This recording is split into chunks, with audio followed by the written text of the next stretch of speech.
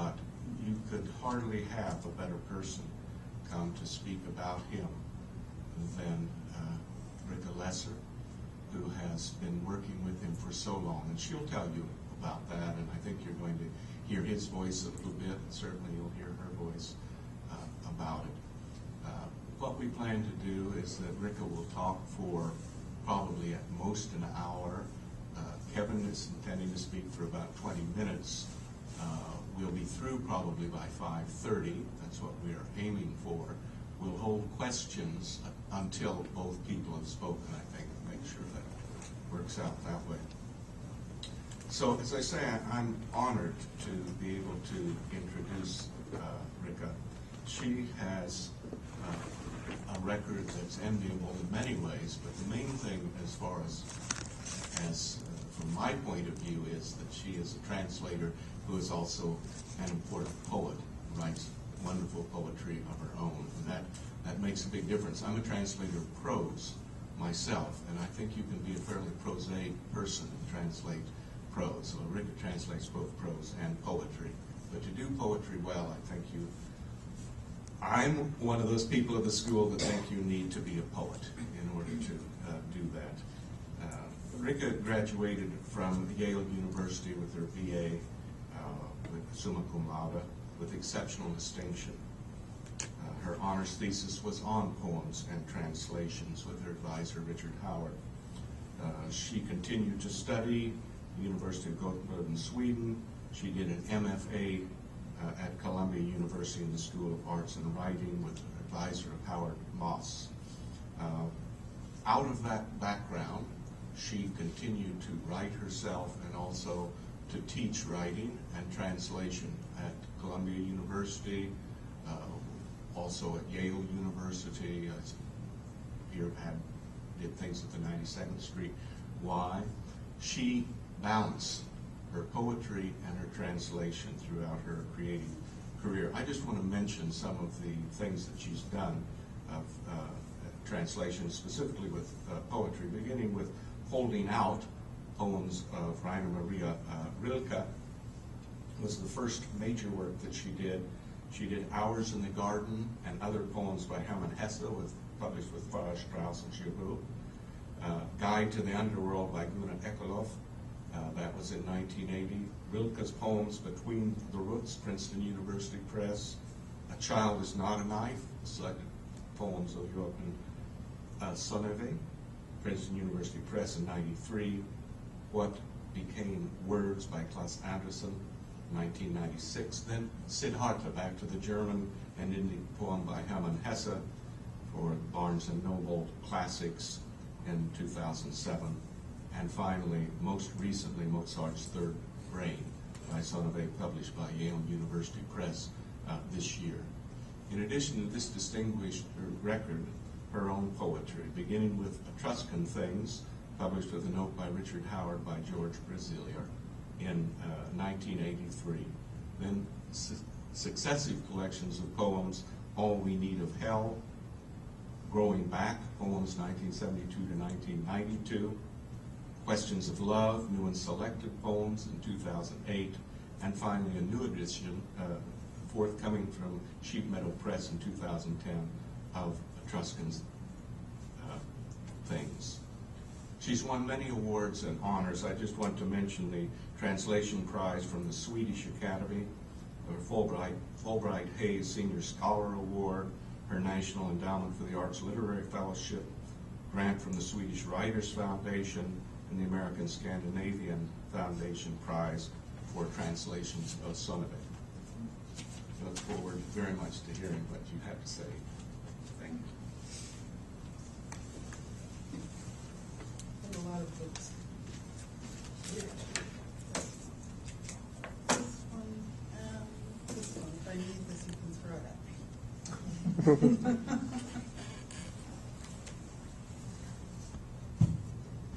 Is this just a recording mic, or is this the It's a speaker. That's a speaker. Can you hear me?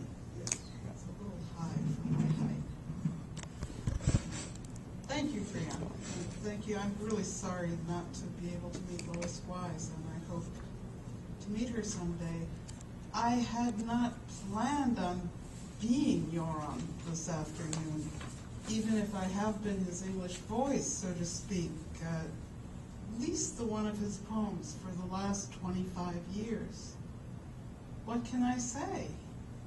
He's sorry he cannot be here in body. I'm sorry he is not here in body. We all have to content ourselves with his spirit channeled or straightened out of his lilting southern Swedish into my differently intoned Brooklyn American English. This afternoon I feel like the Pythia in straitened circumstances. I will say what I must. The medium is the message. We first met at Scandinavia Today in September 1982. That was a panel at the Guggenheim Museum, and it was put together by the American Scandinavian Foundation and probably by the governments of all of the countries. And there I underwent a conversion experience hearing him read his poems. I've written about that in the introduction to A Child Is Not a Knife, and I can do a commercial of this book, Mozart's Third Brain, and Questions of Love, which has, as Rosanna said the other night, a fairly pornographic cover chosen by my publisher and not me. They're on sale in the bookstore right there, really right out there in front in the IU bookstore. I saw them on my way here. At any rate, I won't read you the passage about that conversion experience. I'm going to hope that maybe it will be reproduced when you hear his voice. Some of you here are Swedish, maybe some of you know Swedish, some, and after hearing him read, when I lived in Sweden in 1974-75, I couldn't understand what it was that made people love his work. And to me, they were just these poems that trickled down the left-hand side of the page, and they had very short lines. But then I heard him read, and it completely changed my experience of the poetry. And maybe I should just play you one right now, if I can turn this on and get it to work.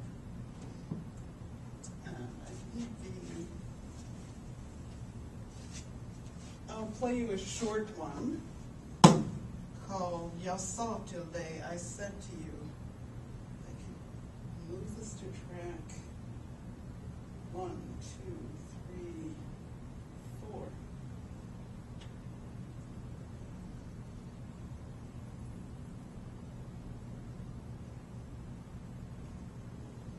4. Jag sa till dig, jag är ingen människa. Och du såg på mig och sa, nej, kanske är du ingen människa. Då kände jag mig försvinna, upplösas inifrån, tills inte ens skalet fanns kvar. Inte ens huden, skalet av människa. Och du rörde vid mig som om jag inte fanns. Och inne i mig fanns strömmande natt, virvlande och utan stjärnor. Ingen människas stjärnor. När jag rörde vid dig med mina fingrar av natt, upplöstes du också. Och jag hade dig som vatten mellan mina fingrar.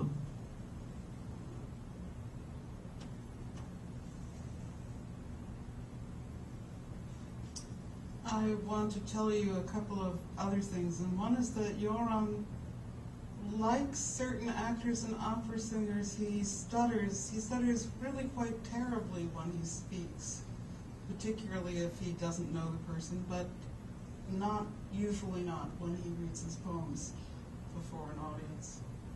And also, when we first met at the Guggenheim in September of 1982, so that's 27 years ago, we then spent a couple of days walking around New York together and talking, and we agreed that the most important thing about translating poetry was the rhythm of the poem, the speech rhythm of the poem. And I've always translated the poems so that he can read them aloud in English. I read them at about twice the rate he reads them. And how many of you don't understand Swedish? Hands, please. Okay, I'll read it in English. I said to you, I am not human. And you looked at me and said, no, perhaps you are not. Then I began to vanish, dissolving from within, until not even my shell remained, not even my skin, the human shell. And you touched me as if I did not exist. And inside me was night, streaming night, whirling and starless, not a single human star. When I touched you with my fingers of night, you too dissolved. You were water between my fingers.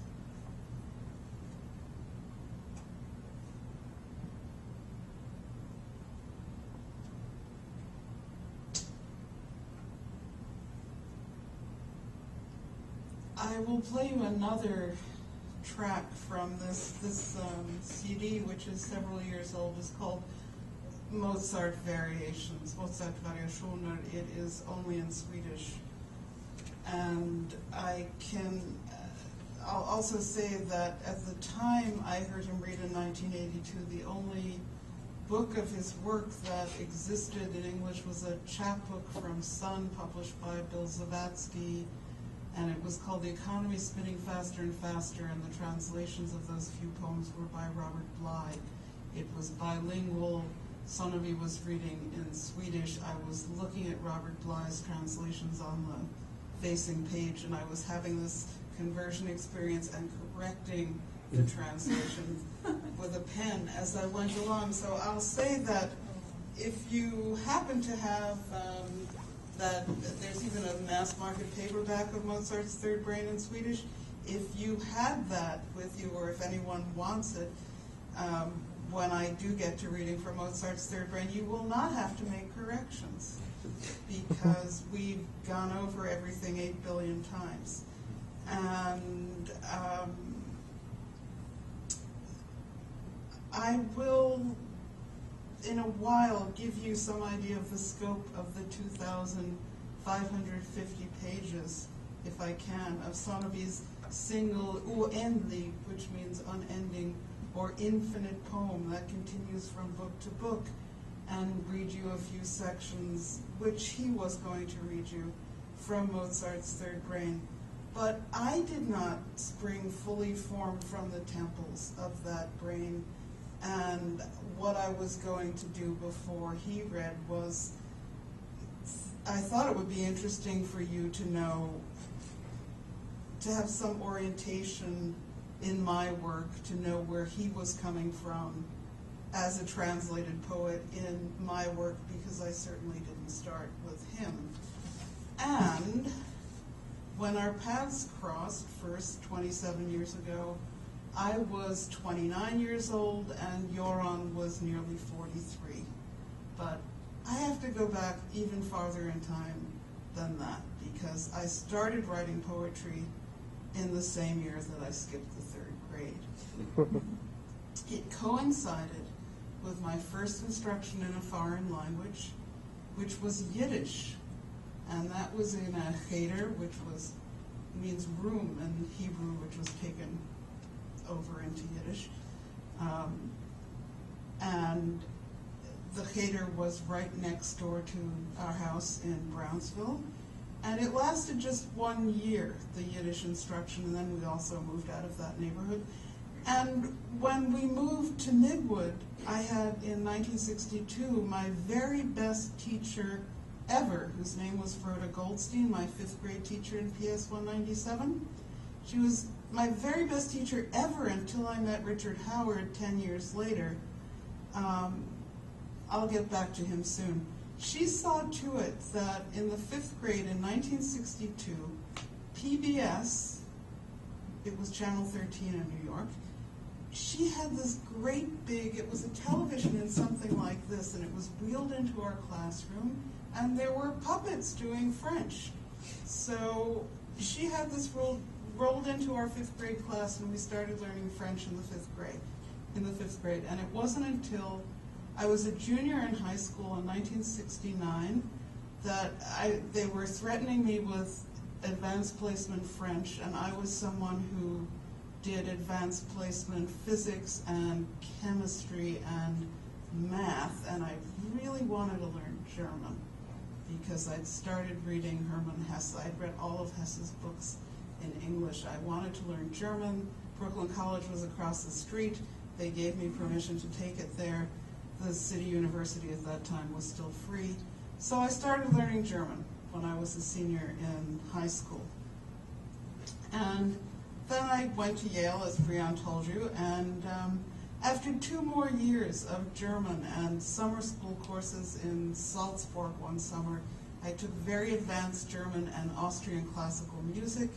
I convinced Peter Demetz to give me a tutorial translating Rilke, and he was born in Prague, like Rilke, and he told me that I should study Swedish because it had a marvelous literature. And the other fantastic person in the German department who saw to it that there were Scandinavian studies at all at Yale was George Schoolfield, who recently came out with a book on the young Rilke, which even got a good review that I let him know about. And unfortunately, no one tells anyone when they get good reviews, but there was one in the TLS. So, I just came to Swedish that way. And thanks to them and to other faculty members at Yale, there was a wonderful course in 19th century German music, which was largely piano music, and I used to be pretty serious at piano, but mainly it was listening to lots of Lieder and not wanting to write a term paper on Faust. So I got permission to translate German poetry into English and write about it in German. And at the same time, Richard Howard happened to be teaching a seminar in translating poetry, not in translating poetry, in writing poetry. It was called The Resources of Verse. And he encouraged me in translation because, of course, if you don't know him very well, he's translated 250 books from French into English. Bios on Richard usually say that he's translated 150 books, but it's probably 250, and he's a great poet himself and a wonderful critic of American literature. And he just turned 80. And like Goran Sonnevi, now we're coming back to more or less where we are. He's a Libra. And when I was 18, he was my teacher, and he was a Libra, and he was 41. He was the advisor of my Scholar of the House project when I was a senior, and he encouraged me to translate others. And the others I translated back then were Rilke, Gunnar Ekelöf, Thomas Tranströmer, and Edith Södergran. So I was already, though I was mainly working on Rilke, I was already moving toward the Scandinavian countries. To state the obvious difference between translating the dead and the living, beginning with the dead is excellent. Remaining with them may be the very best thing to do. If they've been dead long enough, don't know how you feel about this. They've been dead long enough, you don't have to be concerned about rights and permissions. But also, they don't talk back, and they don't bite.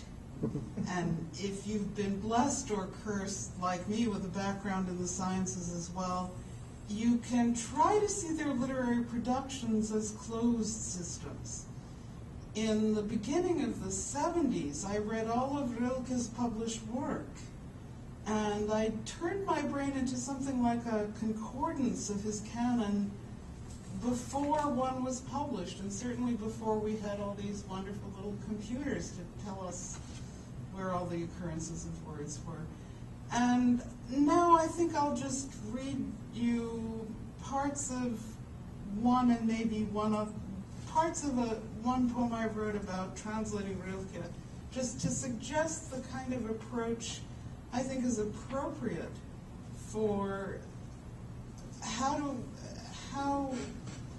someone should approach a great dead, I think a great dead author, not just a great dead poet, which is with, certainly with knowledge of the language, which is not always done in the United States, and not nor in England, though it is done in the European countries.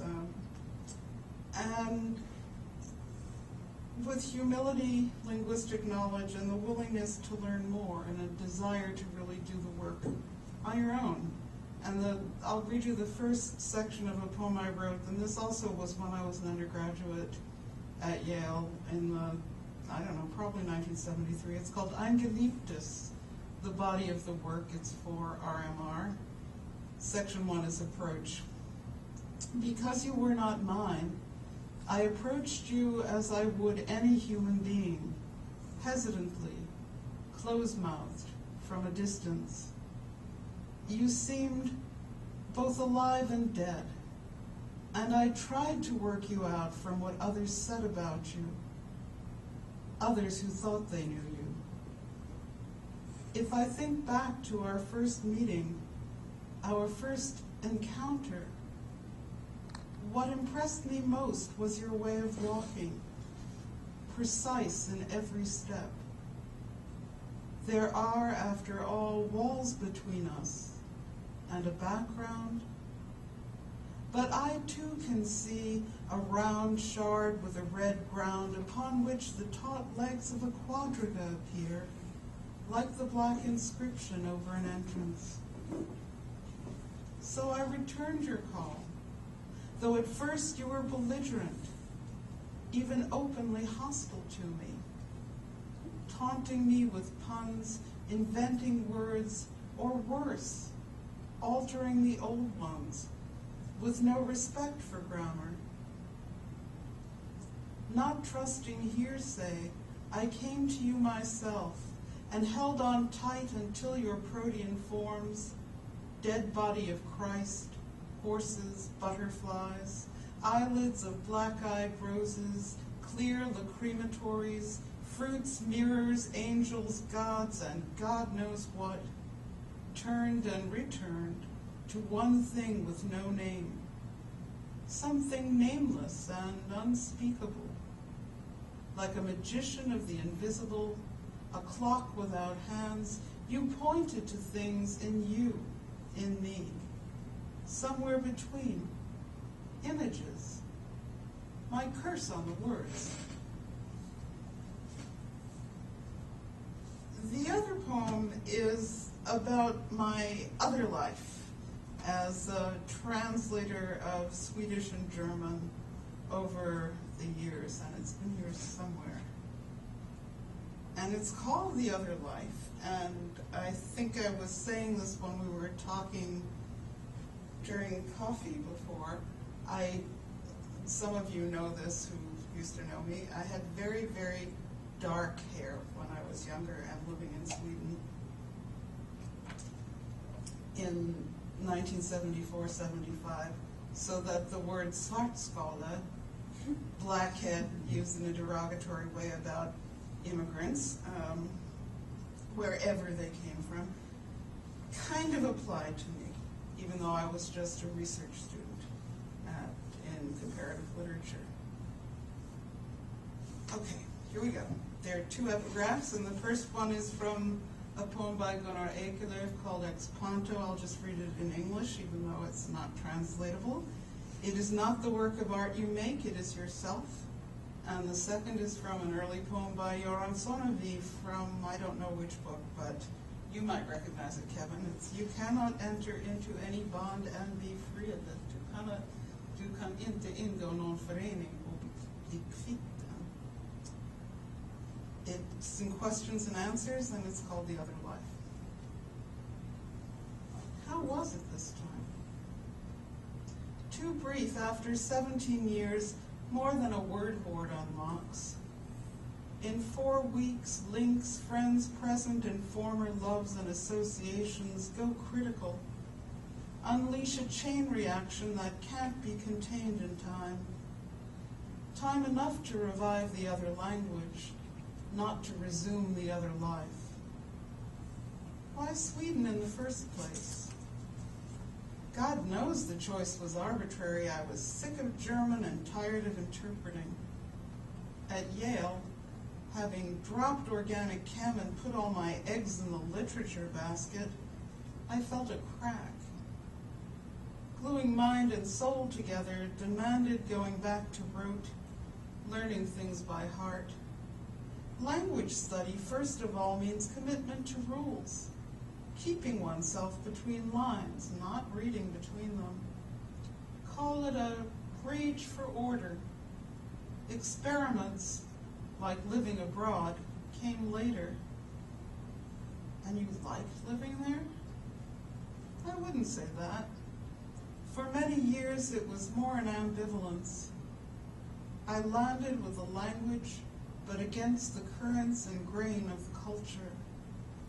1974, Göteborg, a port, the second largest city, was insular, hostile, and anti-American. There is a term, not in the lexicons, to describe those swarthy of complexion or of hair. Svartskaller. It's used for unwanted immigrants, unwelcome gastarbeiter. Technically not one of them. I still belong nowhere. Left the department, dumbfounded because, except to note some ibid should read op sit, no one spoke in seminars. Inside, silence reigned. Outside it poured, trained to speak my mind. I was becoming a sleeping fury. Best to stay home alone. Stay up all night as Ekelöf prescribed. Then at least the sky, diurnally skull gray, went black as my hair. Only then, ensam I tysta natten, could I work calmly, faculties clear. And yet you returned repeatedly. I went as a sleepwalker, blindly, oblivious. A small voice urged, face the silence. Contend with intervals of displacement, loss of your mother tongue. I can't say when this laconic, taciturn people made me their own. Perhaps I had reinstated home, away from home. Without blood ties, I'm still a mystery. From Ekelöf to Sonnevi, correspondences have been subjective, arbitrary. Over lunch years ago, not gravad lax, but sushi. Here in New York, my favorite editor asked me, Rika, when you speak Swedish or German, are you a different person? Something must have slipped out. I had not yet learned to hold my tongue like Swedes hardly speak to anyone. Thinking silently, yes I am, but did not mean to be. Silent or split. Keeping silence is a decision and a tool. Self-division is not wholly within one's control. Only this last year or so have I felt one and the same wherever. Surprises do come. Hässelby Strand in August, guest in an apartment of a friend, one whose walls of windows opened on Mälaren. I would rise with the sun to see what the lake was doing. Waves, the shape and texture of clouds perched closer at high latitude.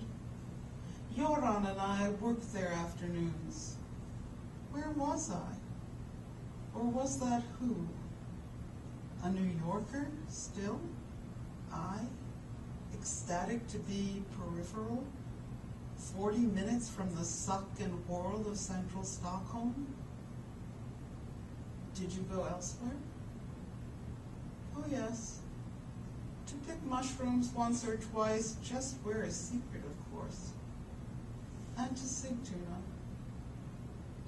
9 years past the time I turned up unannounced, so nervous, 3 times I circled the Ekelöf house before finding it. Ingrid likes to play the recluse. This day, so it turned out, was her daughter's birthday. Susanne, a scant year older than I, her son Marcus, 13, they live in X. Ingrid about 80, 3 generations. You were happy then? I could not shake grief. Dan Flatfoot, bloodhound from hell, 1990 goes down an inferno year. Mary Sandbach, Strindberg translator, dear oldest friend at 89, was dying.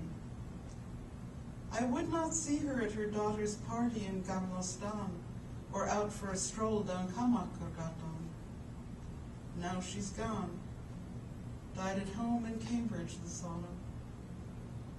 I hear her voice, the laugh that puckered her massively wrinkled face. That she was old does not make her end hurt less. Where are you now? Back in my old stomping grounds, home in exile, the East River, my Black Sea, both tongues Greek to me. I'll tie the roots, declare ex ponto, from the bridge, hearts, harp, and altar. We share a birthday. Home at work, at home in pain, making myself over again. The human bridge, her cables and strings of fury resonate. Of flesh most tenuous link and briefest span, restless enjambment, unable to set her feet down invariably on either side. Where will this lead? Where would I like to be? I'm not sure the answer is mine. Art is deep uncertainty. That last word also means insecurity, Gunnar, peace. I will tread softly, soul and body bound, wherever the tide of my heart's blood, rising and falling, carries me.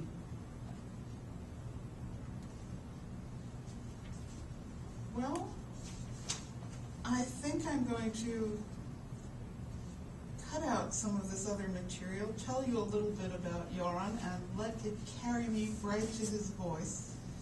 If you don't know anything about him biographically, he was born in Lund in the south of Sweden on October 3rd, 1939. He spent his childhood and youth in Halmstad, which is on the west coast, a bit up in Småland, where he studied the natural sciences, concentrating in mathematics. From 1958 to 1966, he attended the University of Lund, where he studied the humanities. In 1966, he moved to Järfälla, a suburb of Stockholm. I think that's good. A suburb of Stockholm, now part of the greater Stockholm metropolitan area, I would call it. And he continues to live and write there. He's all right, by the way. He will come through his illness. He's the author of 15 books of poems and a volume of poetry in translation.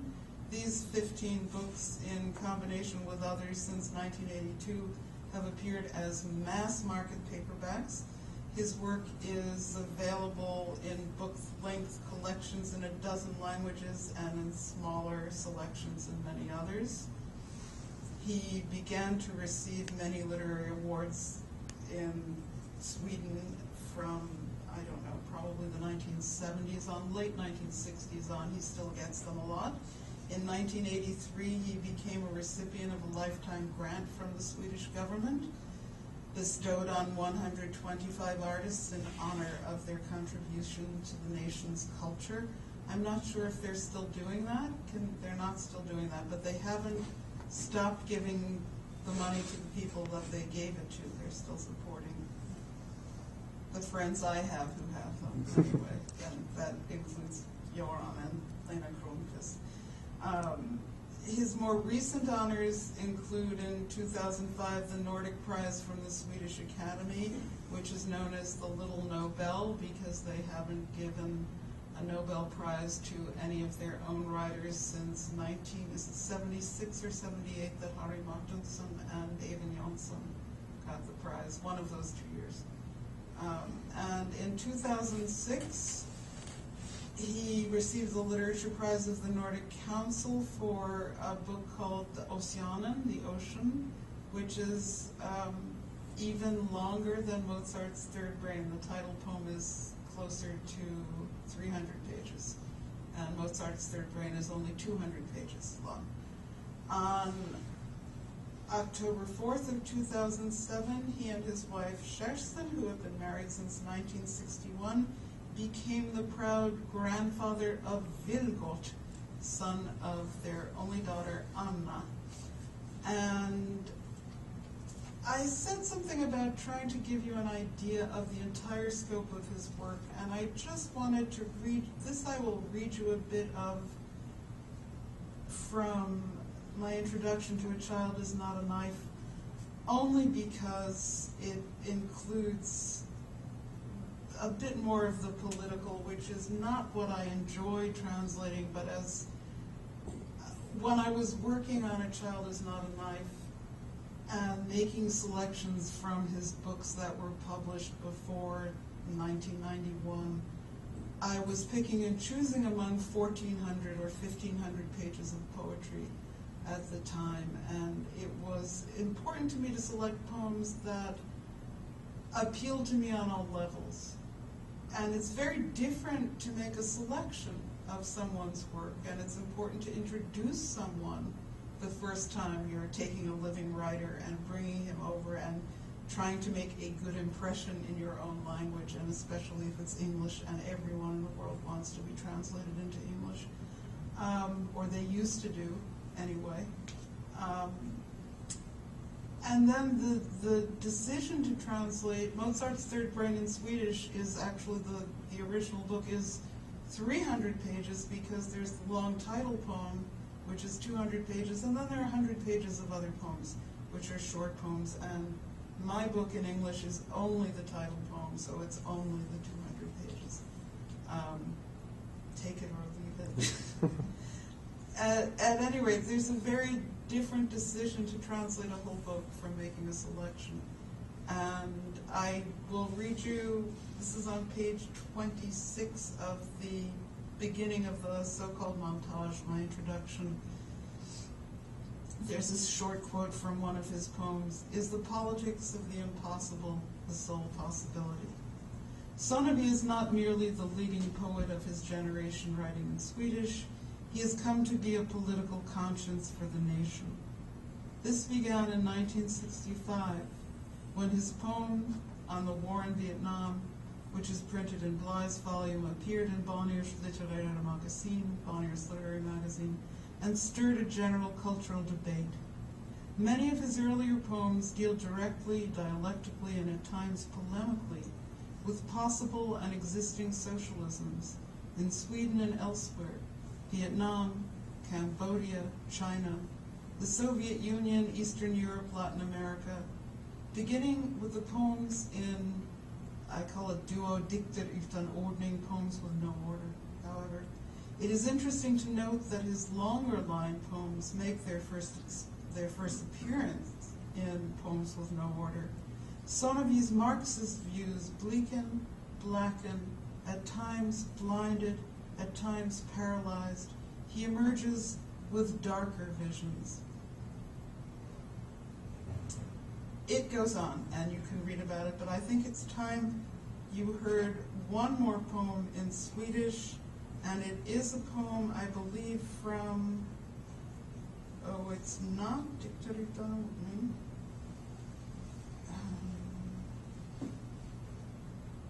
Yes, it is. It's a poem from Poems with No Order, and it's called Vems liv, frågade du, whose life you asked. And it's track 3.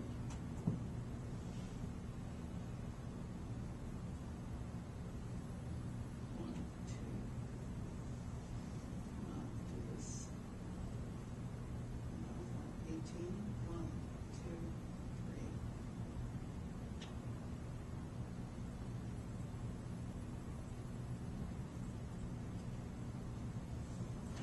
Vems liv, frågade du. Och jag svarade mitt liv och ditt. Det finns inga andra liv. Men skillnaderna mellan människor,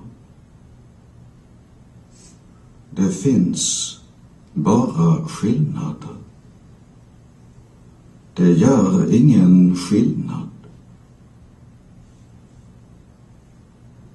Människor lever under olika villkor, inre, yttre. Jag kan inte dela föraktet mot någon, för då har du redan instrumentet. Men de som inte vill ändra sina villkor, de som tror att varje förändring är omöjlig, det gör ingen skillnad. Det finns bara du och du. Bara när du blir tydlig, när du frågar mig och jag svarar och sedan tillbaka. Bara då finns språk. Bara då finns människa. Det händer alltså inte särskilt ofta. Nej, det mesta är ännu skillnad utan att se skillnad. Ska vi prata någon mer gång? Ja. Tror du en förändring är möjlig? Ja, också det.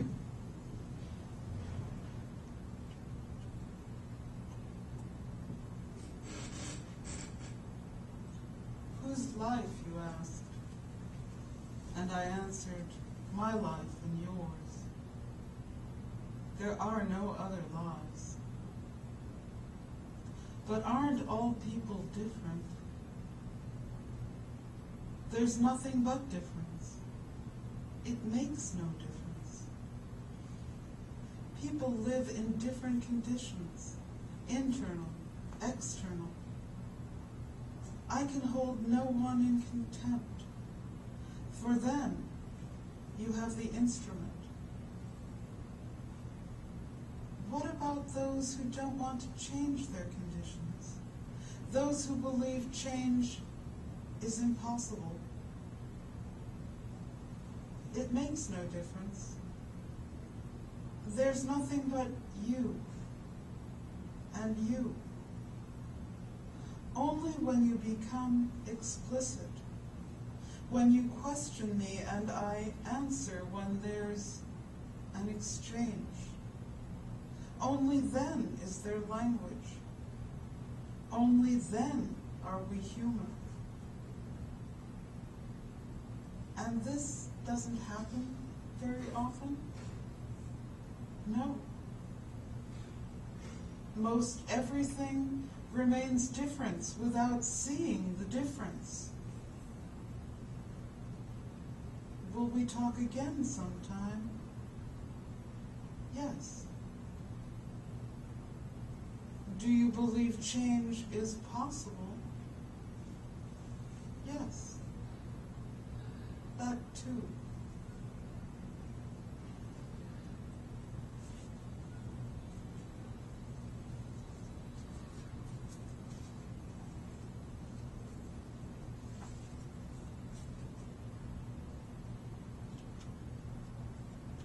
The title poem, Mozart's Third Brain, was written between July 3rd, 1992 and June 12th, 1996.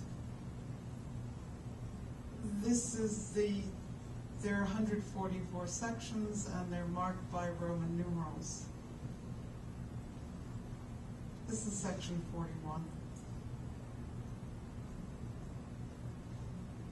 The dark face of decay in the underworld. From there, justice comes, returning from within the darkness. We stand in the sheen of the blinding knife.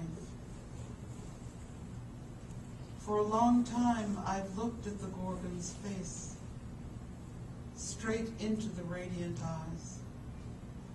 Polyphonous, the sound of this music. With light, we blind the light.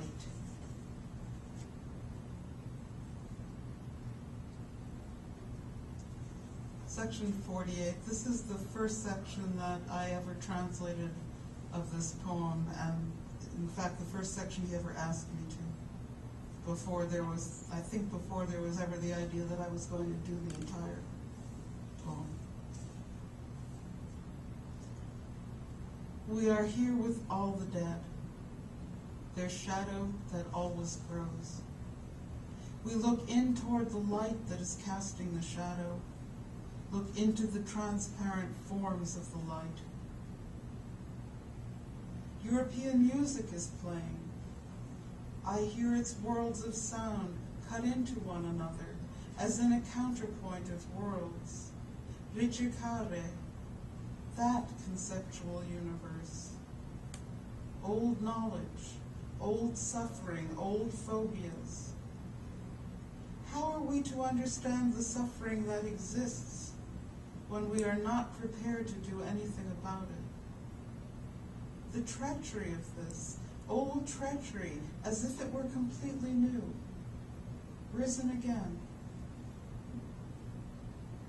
The whirlwind of ash at my feet, invisible, where shall I set them down?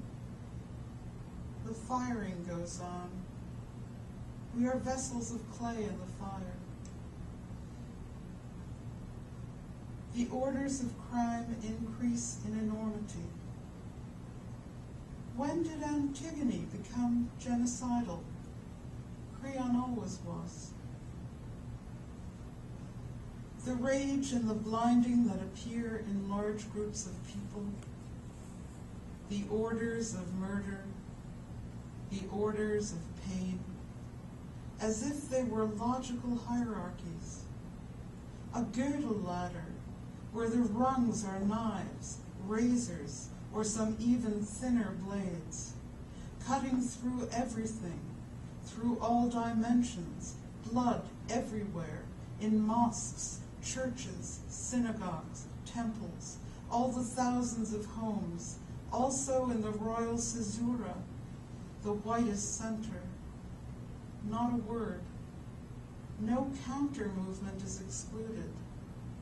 Not a single child.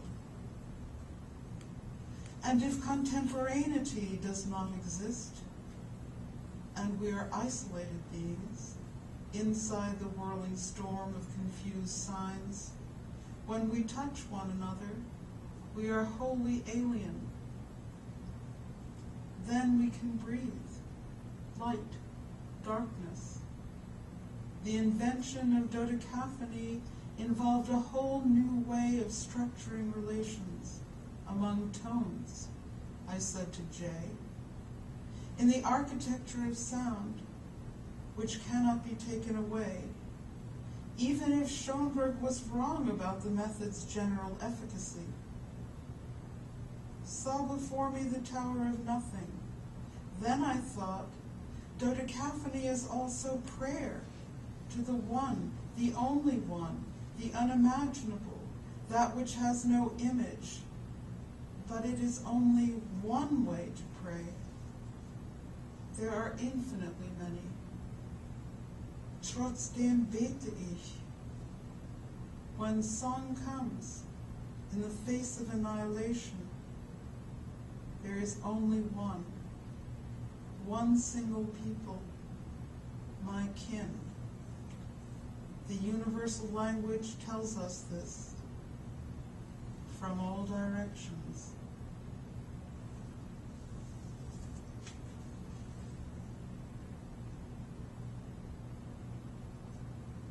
There were a couple of specific for Indiana sections that were chosen specific for this Western European conference. I'll read one of them because we're getting short on time here. This is section 79, and I think this goes toward something that was discussed in the other panel. Now I take a public stand in the battle over the European house, in the battle over the European brain. I say no to this country's, Sweden's, entering into a political union based on the Maastricht Treaty. Because for me, this means giving up one kind of political democracy, such as has existed in this country, to obtain another, a kind of influence gained by lobbying the great powers through the agency of the hollowed-out state. It is not a no to Europe, I think, and also say, wondering what I mean. We are universal, or nothing at all. Europe, too, has the right to exist. I see the rifts, the abysses, crystal clear, a blue-white light. Murder exists, but has no right to. What is right is something else. We gather ashes. Here, everything is irradiated with pain. From one of the new ghettos comes music, piercing. It's unintelligent to see the opponent as unintelligent. It is also inhuman. No external power affects what takes place in a brain. Everything that comes from outside is transformed. Internal violence exists. That's what comprises the fire.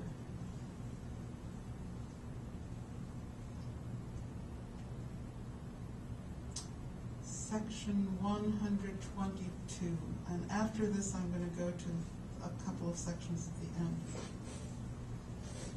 Ethnic cleansers confront ethnic cleansers. The sign of genocide appears again and again between clouds. Mozart wrote war music for the siege of Belgrade, stooping down to imperial power. Viva la libertà! I shall listen to human music at almost any price. Also to the Song of Wrath. The town of Otachatz was bombarded. I read in the paper the other day, where one night Gunnar Eikelev heard gypsy music on his human journey without power.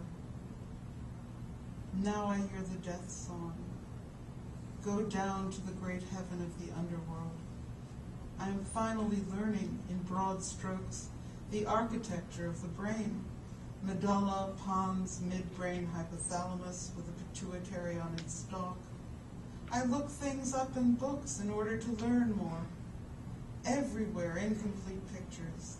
the pineal resting on the corpora quadrigemina, thalamus, fornix passing into the hippocampus with its gyrus, amygdala, the cerebellum with its tree of life, archicortex, corpus callosum, neocortex, the cerebrum's bark, its enormous sail in infinity's wind, eyes, inner ear, all the membranes, vessels, ventricles, glands that produce cerebral fluid inside there.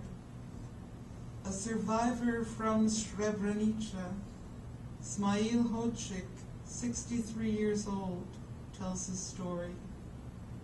More than 2,000 of the males were lined up in front of machine guns and shot. A man falls over him dead. Some hours later, he can crawl away over more than 200 dead bodies into the woods. This is Rika, 1941, or White Russia, or the Ukraine. It is Eastern Cambodia in June 1978, Turkey, 1915, Croatia, also 1941. The catalog is unfinished. It falls into its own deep logos. I listened to Schoenberg's A Survivor from Warsaw, falling into the abyss of art. You see my contorted face, secure as we are at this distance. You walk by, saying I shouldn't make such horrible faces. You do not see inside me. You don't hear the music. The chorus sings Shema Yisrael. What do people in Bosnia sing? What did they sing in Cambodia? In which silence? The gypsies sing Cha Tele, go down. Nordic countries in the 16th century. Nation states being born. I do not want to be in the national, nor in the empire. I want to be in the excluded third term. But it's impossible. Shards of the laws lie shimmering on the ground, opalescent. Look into them. Look into the abyss. The mountain of its point, of nothing, lays a claim on love. It's something. 141. Mozart's third brain is unfinished. I grasp this over and over again. I cannot learn. The need for completion is enormous, leads to blinding after blinding, even when one believes oneself amidst revelation. But you touch me. I touch you. Our bodies are mortal. Gödel's ladder has no summit. It bears the crown of nothing. Don Giovanni, as he moves in his inner constraint into death, the demonic music plays. What was a butterfly form touches the great darkness. What occurred was murder. There was no barrier. The great movement stirring within the peoples. Viva la libertad, also resonant of genocide. Women's faces, their pudenda, narrowness, widening, light forms, blinding or mild, not blinding. You hear the aqueous forms of your voice. You bear the aqueous forms of your voice. Its flower-like clarity, soft, its inner edge, far beyond pain, alive there. 144. The shadows of the third brain, light from all directions, light, backlight, time, counter-time. The sounds go against one another. Interference, annihilation, amplification. We are this light, also in its form of darkness. There is no end. The white light blows through the trees. infinity sings. We don't hear it. It does not exist. It sings its lullaby for us. For us. We sing for infinity, for one another. On the path in the woods lies a small blue egg, speckled brown, broken. On one part of the inside, where the white membrane no longer is, it shines clear blue in its inner vault. Here, the song ends.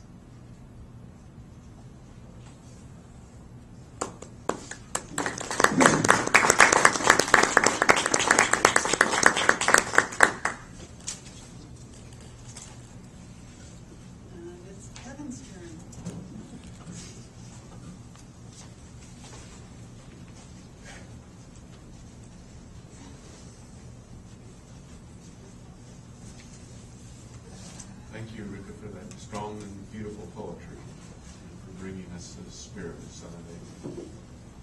Sonnevi, pronounced right. I wanted to say a little word or two about Kevin Karlin. He received his BA in Swedish from the University of Washington, and then completed in 1992 a Masters of Arts program there. He also took courses on verse writing offered by the Academy of Creative Writing, and defended a thesis on the counter-hermeneutic framework of Goran Sonnevi's poetry in 1992. 1998, he returned to the University of Washington to do his PhD dissertation on Sonnevi, which he completed in 2006. In addition to working in the Department of Scandinavian Studies and Language, he served as a staff assistant for the University of Washington Department of Physics Technical Services Division from '86 to 2003, where he was engaged in the design and fabrication of experimental instruments for the High Energy Group. He currently resides in Seattle, where he works as a freelance speechwriter, and his hobbies include verse writing and audio electronics. Kevin?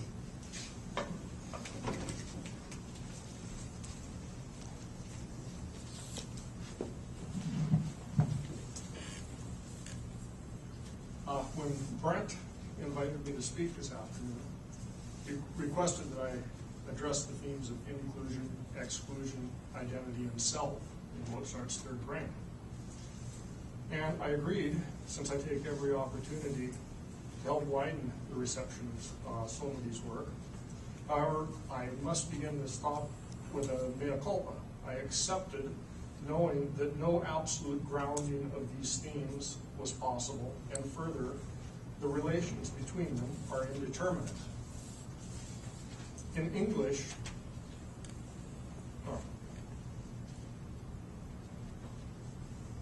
there are four features in Goran's poetry that function in a way that makes the paired themes of self and other, and inclusion and exclusion, and the familiar and the alien resist finite interpretation. The first of these features is Goran's notion of the oavslutade språket, which was the title poem of his 1972 collection. In English, oavslutade can be rendered as unfinished, uncompleted, or open, and språk is language. But to understand his notion of the oavslutade språk, the reader must fully appreciate the breadth of the term language in Sonnevi's work.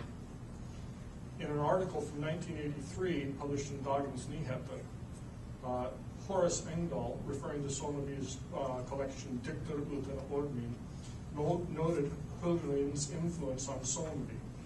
Specifically, Hölderlin's statement that we have been a conversation. And Sonnevi validates this in verse 6 of Mozart's third brain, when he tells us we are that language. If language is endless or open, as Sonnevi suggests, and if we are that language, then it is clear that as linguistic beings, we must also be endless. The consequence of this is that the self and the other cannot be bounded in a way that allows us to make any final statements about them. As Goran says in det avslutade språket, man måste avsluta det för att kunna gå vidare. My considerably less poetic and literal translation of this is one must close it before being able to go beyond. I will discuss the avslutade nature of the self and the other in more detail momentarily, but first I want to introduce the other three characteristics of Goran's poetry that resist our critique. The second feature is known as lodning or charging. The technique that Sonnevi employs to accomplish this charging of his words and lines consists of bringing opposites into close proximity within the poem. Thus, any critique of Sonnevi's poem that isolates the self from the other,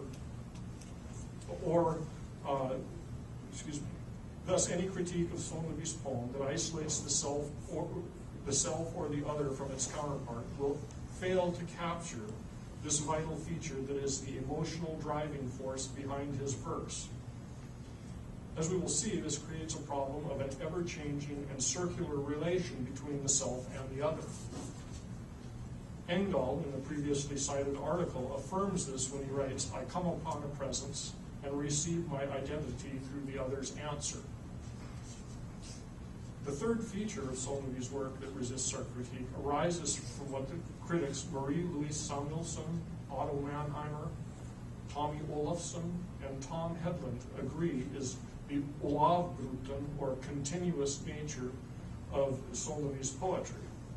Hedlund employs the tree metaphor to illustrate the holistic and continuous nature of Sonnevi's thought. He states, "Thought is a leafless tree crown against the sky. The individual branches are not always formed in a way that makes us call them beautiful, but despite that, it is an impression of the indisputable totality and harmony." And that's my translation of his passage. If it is true that holistic continuity is a key feature in Sonnevi's thought, then it is an act of critical violence to isolate Mozart's third brain as an autonomous work before conducting a broader examination of our themes informed by his full corpus. Clearly a task beyond what can be addressed in this afternoon's format. The last critically resistant feature of Sonnevi's poetry I will mention is what Anders Olsen in his work Melden Melden Stenarna terms betydelseglidning, which I translate as a slippage of meaning or signification. Betydelseglidning occurs because there is a global decoupling between the relation between the signifiers and the signifieds. Thus, language slips over the world of sensation and perception. This results in a transformation of the meanings of individual signifiers when the contextual relations within the system of those signifiers change. The most striking moment of this process is when the signifier, which in the context of our present discussion is the self or the other, or the included and the excluded, transforms into its own opposite. As we will see, betydelseglidning is a process that enables Sonnevi to claim in verse 83, "It is I who am alien." Olsen calls betydelseglidning the nyckelbegrepp in Sonnevi's work. In Swedish, nyckel, it means key, and begrepp is an idea or a concept. If betydelseglidning causes the perceptual and sensory ground to move beneath our critique of the self and the other, or the included and the excluded in Sonnevi's work, then we cannot hope to establish a final relation between either of the binary pairs. While it is clear that these four features of Goran's poetry preclude any final determination of the absolute state of the individual members of these binary pairs, it is also the case that the very same features enable an endless number of fascinating and equally valid readings of Goran's work. With this in mind, I'll provide a closer examination of these features and include examples from Mozart's third brain that will aid the reader in incorporating the features into his or her own reading strategy. Goran's thought on the oavslutade, or infinite nature of the self, began in his early poems, which were influenced by Noam Chomsky's theory of linguistic competence. The essence of Chomsky's theory is that a speaker who is linguistically competent must possess a grammar that is capable of mapping a finite set of signifiers to an infinite set of meanings. This was the wellspring of Sonnevi's thought on the oavslutade språk, or infinite language. However, it's vital to point out that in the early 1980s, Sonnevi abandoned the idea of transformational generative grammar. Beginning in the late 1960s and continuing to the present, advances in computational linguistics have made possible the parsing of textual materials using statistical methods that have been more successful at modeling linguistic behavior than transformational generative grammar. Sonnevi acknowledges this in verse 6 of Mozart's Third Brain, where he tells us that order is built from syntactic fragments and not grammar. Later in the same stanza, he identifies the means by which the fragments are ordered. He tells us it is done stochastically and not by pre-existing rules. Most importantly, this verse conveys the infinite permutations of meaning that language is capable of generating, and he also tells us that we are that language. So while the linguistic thought that led Sonnevi to propose the oavslutade concept has changed quite drastically, the open or infinite character of language and consequently of speakers and listeners remains.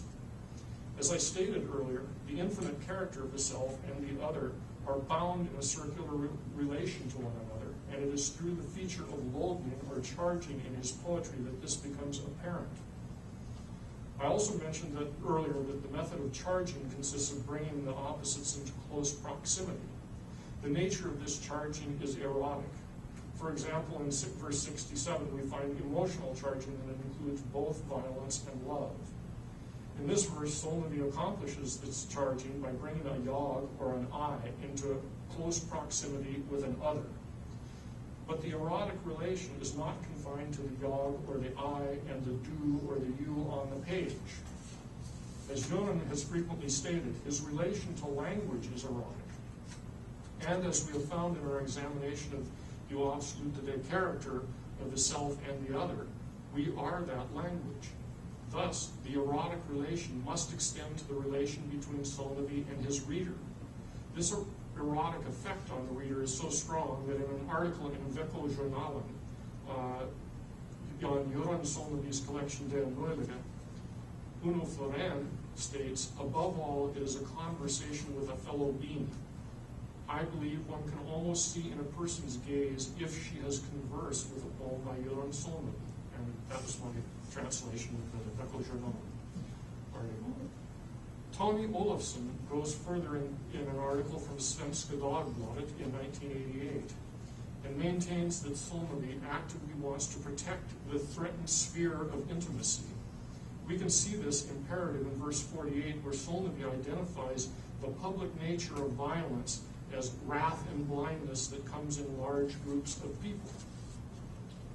In verse 88, he strengthens the tie between crowds and violence when he talks of the new hate's mass of people screaming across the image screen. It is significant that he chooses an image screen, for instance, a television or a computer monitor, to convey distance and remoteness. He tells us that he will strike out against the skull out of fear. Blind images, mirages. But Sonnevi's anger towards the public nature of violence is not a blanket reaction against the public. Commenting on poems in the collections Ok Nu and De Måste Gå, Tom Hedlund points out that not unexpectedly they deal with a love that is interwoven in a social and political pattern. In verse 116 of Mozart's Third Brain, Sonnevi reveals a vision of a public sphere knit together by bonds of intimacy. He states, but we are not concealed, we are everywhere the same. All people are particular, no one is nearer, more remote. War's thunderbolt shoots straight through the brain wherever we happen to be. We are all neighbors in this growing connection. Thus, it is not the physical aspect of distance in the public realm that he reacts against, but rather the emotional distance that results from the forces of reification. So we have now established the infinite or oavslutade range of the self and the other, and also the quality of intimacy in Sonnevi's technique of charging or logning in Mozart's Third Brain. Readers of Immanuel Levinas's Totality and Infinity will immediately recognize intimacy and the infinite as the conditions of the possibility of Levinas's ethical system. At first glance, this may appear to be a promising approach to interweaving Sonnevi's imperative of intimacy with ethics in the public sphere. But Levinas's ethics demands the privileging of the other, whereas Sonnevi's work is characterized by a drive for egalitarianism, in which the self and the other are on equal footing. In verse 18 of the poem, Sonnevi tells us that freedom is the central point, and without bounds in every person. In verse 31, he expresses indignation over the prospect of losing his personal sovereignty. Both of these passages argue against the privileging of the other. However, in a remarkable set of passages in Mozart's Third Brain, Sonnevi throws the pedestrian oppositions of self and other and private into public and public into disarray. In verse 50, he states, "We are common unto death." In 51, he tells us we exist in separation. And in 52, he says we are both part and counterpart. So we see that our examination of intimacy in Sonnevi's technique of loading or charging leads us quite naturally to question the third feature, continuity, not simply in his literary corpus, but also in his notion of self and other, and of identity and difference. The standard by which identity claims in Western philosophy have been judged is Aristotle's law of identity, which states that everything is identical with itself. Thus, changes that occur within things over time have been a continuing preoccupation for metaphysicians. Sonnevi deals with the effect of time on the continuity of being extensively in the poem. Due to time considerations, I'll summarize the temporal aspects of discontinuity in Sonnevi's notion of beings. The relevant passages for my summary can be found in verses 20, 29, 49, 57, 80, 81, and 102. From these passages, we learn that though beings invent time, they are in a state of disjuncture since they exist temporally in a series of nows. Thus, the source of temporal disjuncture in beings is linguistic. We see this in verse 28 where he asks, "How am I in that broken apart human language?" As I mentioned earlier, Sonnevi states that we are that language. From this passage, we may infer that the human being exists in a state of linguistic disjuncture. But Sonnevi's exposition of discontinuity and disjuncture in the human being is carried out before the backdrop of the open question that he poses in verse 9, where he wonders whether it is possible to find personal unity in the incomprehensible. In verse 132, where he tells us that we are indeed cut apart by truth's crescent moon, that which transgresses affirmation, it is clear that there is a dramatic increase in the importance of disjuncture in Mozart's Third Brain relative to his early writings. But it is also true that there is still a high degree of tropic continuity between Mozart's Third Brain and Sonnevi's prior works. We see this in verse 136, where he invokes the Judaic mystics' idea of the language as God's tree on its way to complete ripeness, before it returns to the negation. The tree is a recurrent and important trope in Sonnevi's corpus. God's tree is a precursor of the hermeneutic circle and shares with it the perpetually alternating hemicycles of affirmation and transgression. And if, as Sonnevi asserts, we really are language, the image of God's tree that shows the transgression of the human being by severing it into discontinuous parts is actually an affirmation of the possibility of an incomprehensible yet authentic human being. Tracing this alternately affirmed and transgressed linguistic being naturally leads us to the particular case of the Tidelsliebning, or slippage of meaning or signification, that Brandmeier asked me to address, one where we encounter in verse 83, where Sonnevi asks, states, "It is I who am an alien." We discover the relation between the discontinuous being and the alien in the following passage from verse 66. We are in the perpetually damaged language and will remain there so as not to become monsters. Consulting a Swedish or English lexicon will reveal that the defining characteristic of the discontinuous being, both in the guise of the monster and also in the guise of the alien, is repulsiveness. In verse 56, Sonnevi reveals his days during the Vietnam War, where he was part of the anti-war movement, and also his writings on the solidarity movement. He retrospectively feels misunderstood. In verse 55, he expresses a fear that trust in movements of this sort will only lead to disappointment, and not only disappointment in the movements themselves, but in himself.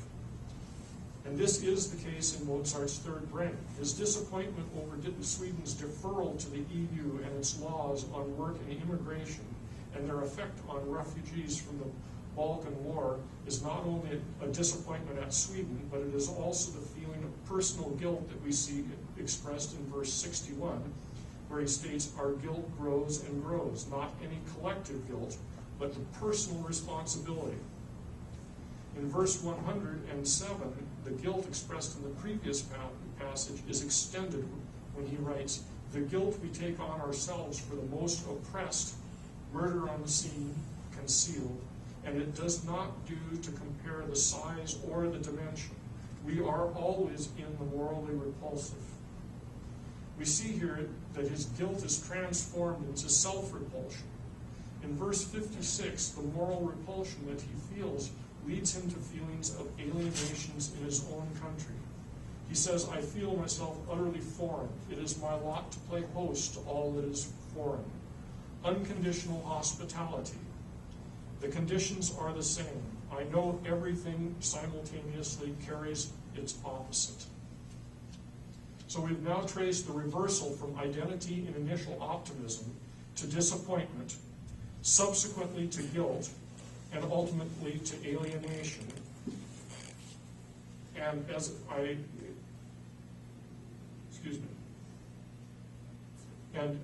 alienation that constitutes the betydelsesglidning, or slippage of meaning from identity to alienation.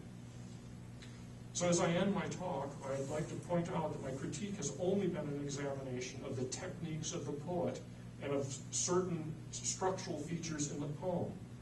But we can never forget that poetry is more than formal and technical features in a poem.